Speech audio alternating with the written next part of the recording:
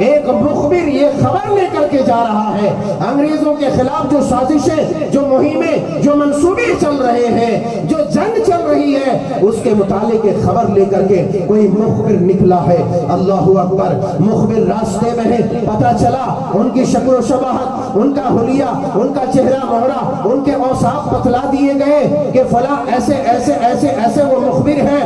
لہذا انگریز اس در پہ ہوا کہ ان کو پکڑ لیا جائے، ان کو جکڑ لیا جائے، ان کو قتل کر لیا جائے۔ اللہ اکبر، جب اس مخبر کو اس بات کا علم ہوا، اس نے اپنے علماء اور مجاہدین ساتھی کو بچانے کے لیے، اس دیش کی خاطر انگریزوں کو پسپا کرنے کے لیے، انگریزوں کو شکست دینے کے لیے اپنے خنجر کو نکالا اور اپنے خنجر سے اپنی ایک آنکھ پھوڑ دی تاکہ اس کی شناسائی نہ ہو سکے، اس کی معرفت نہ ہو سکے، اس کو کوئی پہچان نہ سکے کہ مخبر یہی ہے۔ اللہ اکبر، کیونکہ مخبر کے بارے میں بتلایا تھا کہ دو آنکھ والے ہیں، صحیح سلامت آنکھ ہے، ایسا ویسا ہے۔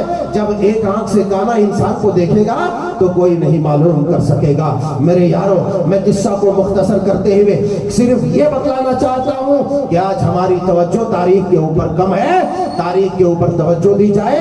اپنے مجاہدین اسلاف کے کارناموں کو یاد کرو۔ وہ وقت تھا جب خاندان صادق پور، پٹنہ بہار، عظیم آباد کے پورے خاندان کے بارے میں ان کی قربانیوں کا تذکرہ تو نہیں کیا جا سکتا، مگر صرف دو بات سن لو اور قصہ ختم کرو، بارش بھی آنے لگی ہے۔ یہ ہے کہ وہ علماء صادق پور جس نے تحریک شہیدین، اس کے بانیین جب شہید ہو گئے تو مولانا ولایت علی نے اس کمان کو سنبھالا۔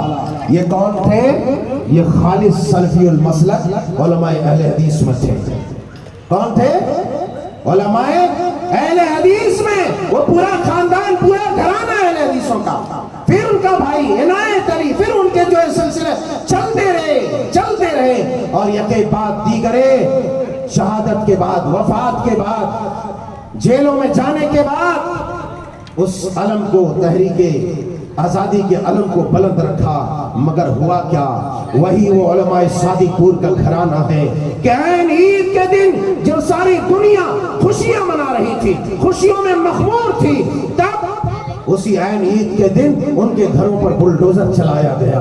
اللہ اکبر، بلڈوزر چلایا گیا۔ یہی وجہ ہے کہ سب سے پہلے پرائم منسٹر ہندوستان کے، اسی بھارت کے، جس بھارت کی آزادی کے آج ہم جشن منا رہے ہیں، یاد کرو اس وقت انہوں نے